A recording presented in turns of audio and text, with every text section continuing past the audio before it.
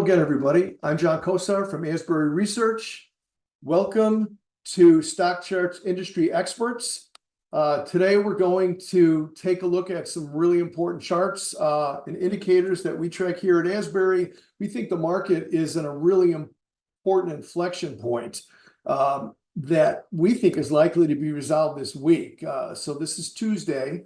And so over the course of the next, let's call it 2 to 4 sessions or so, the market's got a decision to make whether it's going to keep the 2024 uptrend alive or whether we're going to roll into a correction. Everything that we're going to look at today is going to indicate that we really need to re-engage now, or that scary correction that people have been worried about since the beginning of the year is likely to engage. So let's get started and follow the money. The first thing we're going to look at is our own indicator. This is the Asbury Research website here, asburyresearch.com. We're going to go to the Research Center and we're going to look at the Asbury 6. The Asbury 6 are 6 tactical indicators that we back tested to work well together. By work well, I mean no indicator is going to give you a good signal all the time. So we found a group of 6 that were pretty diverse from each other, that tended to pick each other up as 1 or 2 of those indicators may fail on a certain setup or a certain part of the market, and the other 4 will pick it up. So there are 6 indicators here. None of them have to do with the direction of the S&P 500 really, except for the rate of change, which is up here on top. The other ones have to do with relative performance or asset flows or volatility or trading volume or market breadth. Right now, you can see they're 3 and 3. So what does that mean? That means the market's in balance. If you think of the market as kind of a seesaw, it means it's kind of balanced right on the fulcrum. What does that mean? It means if we go back to 4 green, 4 or more green, that's going to be positive and show us internally the market is leaning towards moving higher.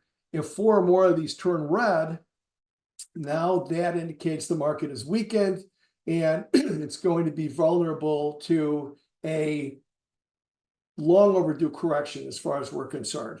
The next one we're going to look at, so this tells you, should I be invested? And it's telling you the market's right on the point where we really have to pay attention. The next Asbury tool we're going to use is the SEAF model. SEAF is an acronym for Sector ETF Asset Flows. And here's the SEAF model right here. We can see it a little bit bigger on the page here. But let's go back to this view. It's easier to see.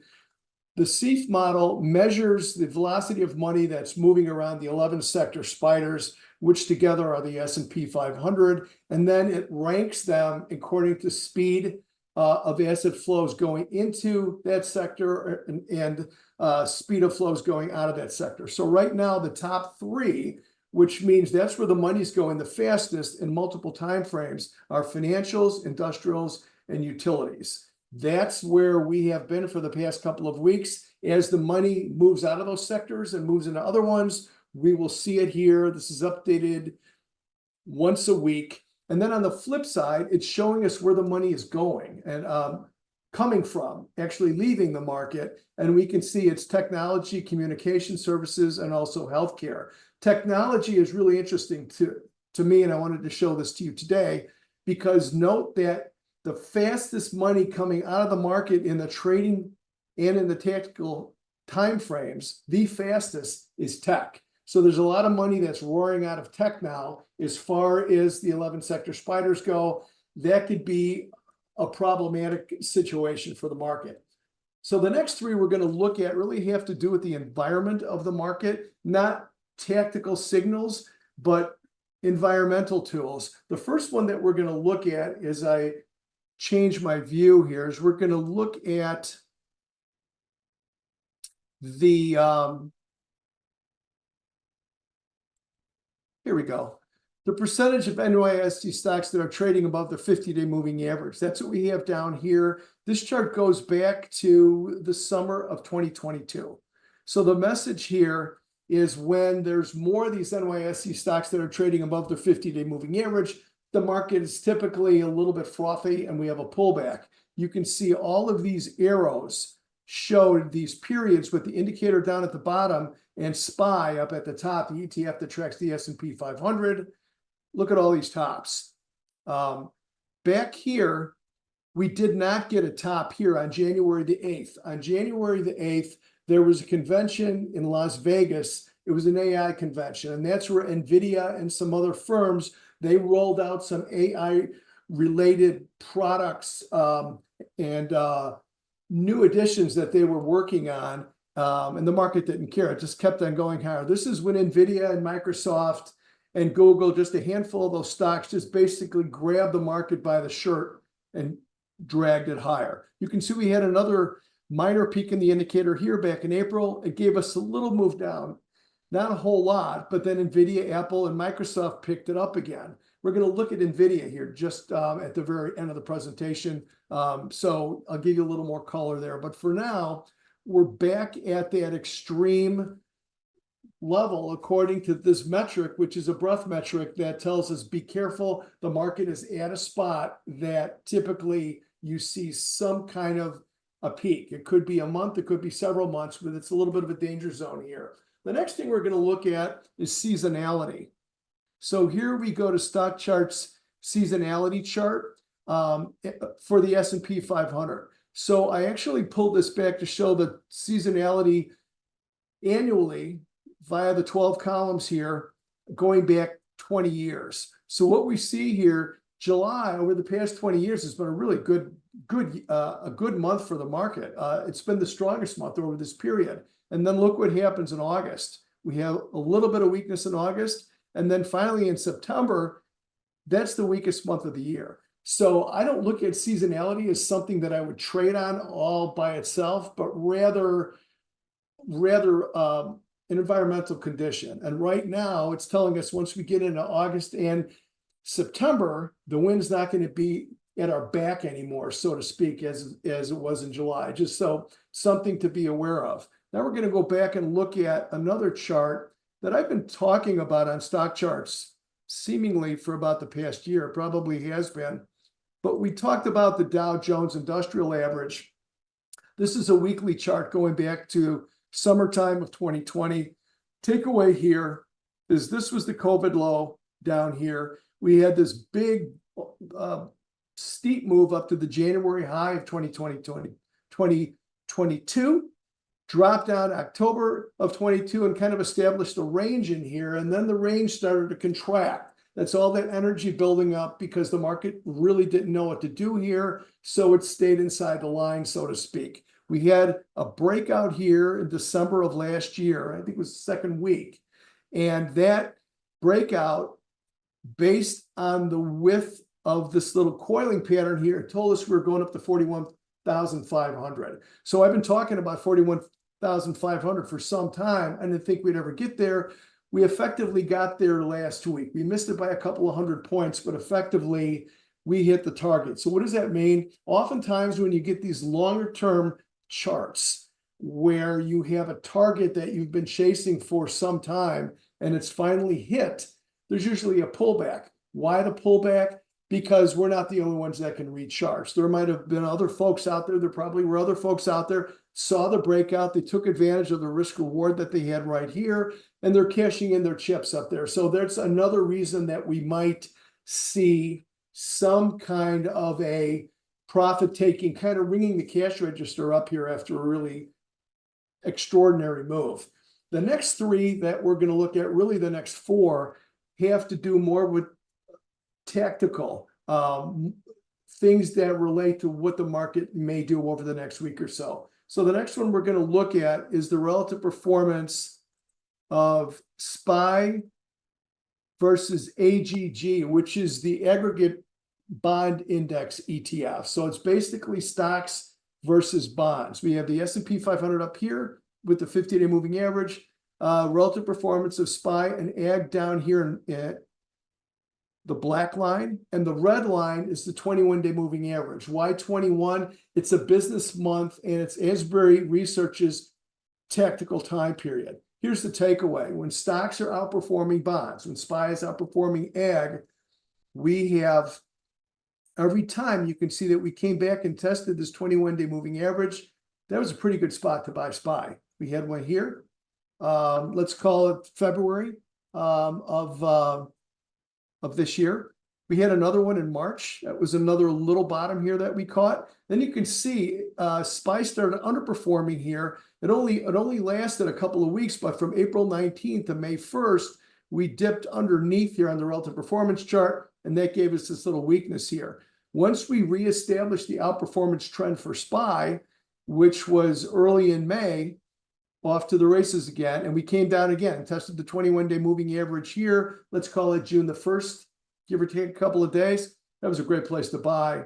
Now look what's happening. We're starting to slide underneath that 21-day moving average on the relative performance chart. That tells me one of two things are going to happen here. Either this is going to quickly turn around and recover, and we're going to get on the top side of this 21-day moving average again, or we're going to roll into a correction.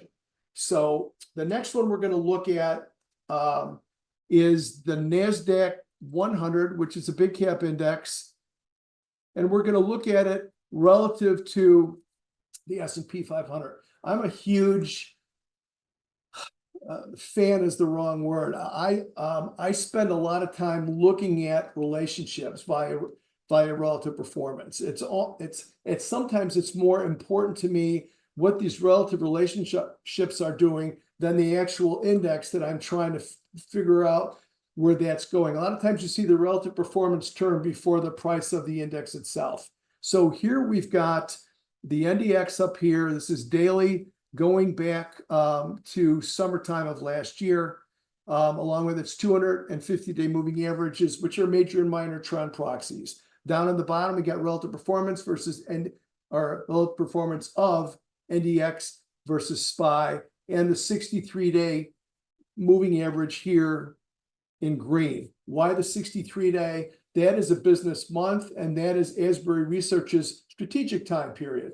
Tactical to the month, strategic to the quarter. So look what's happened here. Well, NDX was outperforming SPY.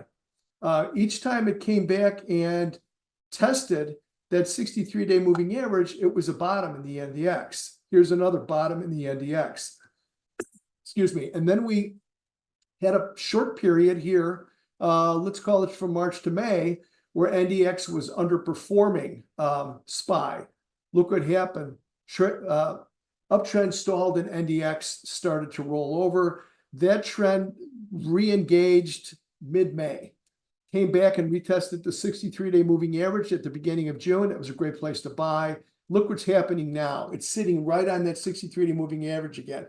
What does that mean? It means if the NASDAQ is going to continue its quarterly trend of relative outperformance versus SPY, and keep in mind that NDX and the SOX largely have led the rally this year, this is where it needs to re-engage. If it doesn't re-engage here, it's going to roll over, and we're going to go into another corrective period, which could last 2 weeks, 2 months, or 2 quarters. Nobody knows. It hasn't happened yet, but it's another indication, different indication that tells us that we're really at an important kind of sink or swim moment for the stock market where these trends need to re-engage. The next one I'm going to look at is versus the SOX.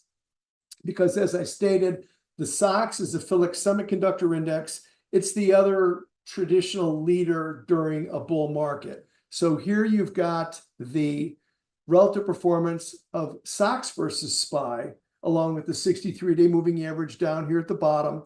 And you could see each time that we tested that 63-day moving average, late last year or early this year, buy.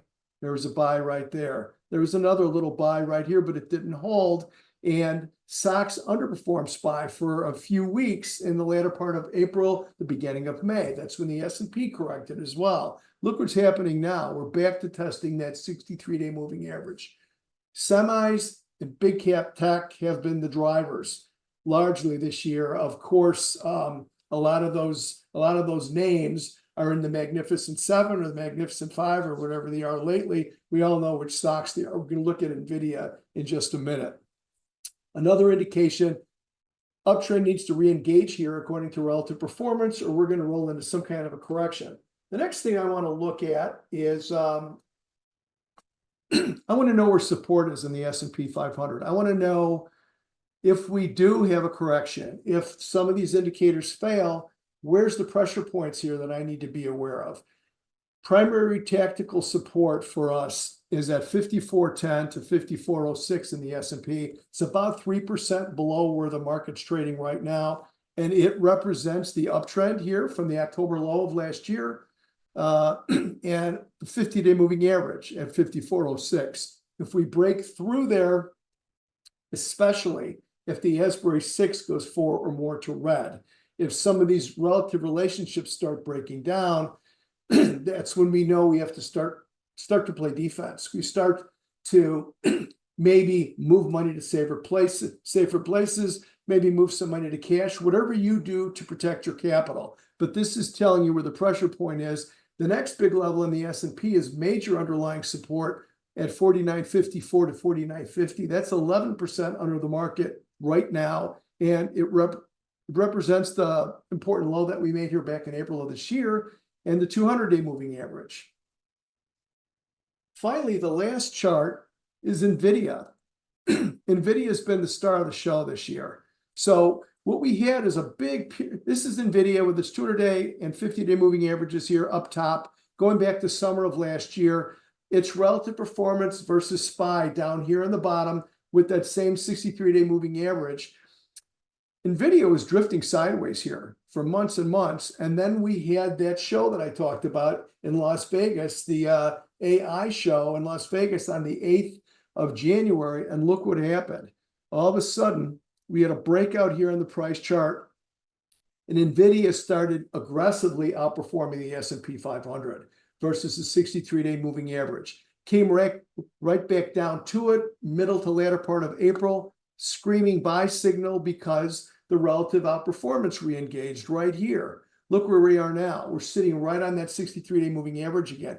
That means the big stock that's been driving the bus for most of this year has got a decision to make. It either re-engages that quarterly relative outperformance versus the S&P 500, or it loses that leadership. So to sum it up, watch this week really carefully. We believe that to avoid a correction, the market must really recover now. We have PCE on Friday, which is a personal consumption expenditures, the Fed's favorite gauge of inflation. So I think what happens this week, or let's call it from here to the end of the month, is going to dictate what kind of an August and maybe what kind of a September we're going to have as we move into the backside of the year. And finally, if you like our approach to investing, Asbury Research offers investment research and money management, and you can get more information about how we look at markets and investing by visiting the Asbury Research YouTube channel.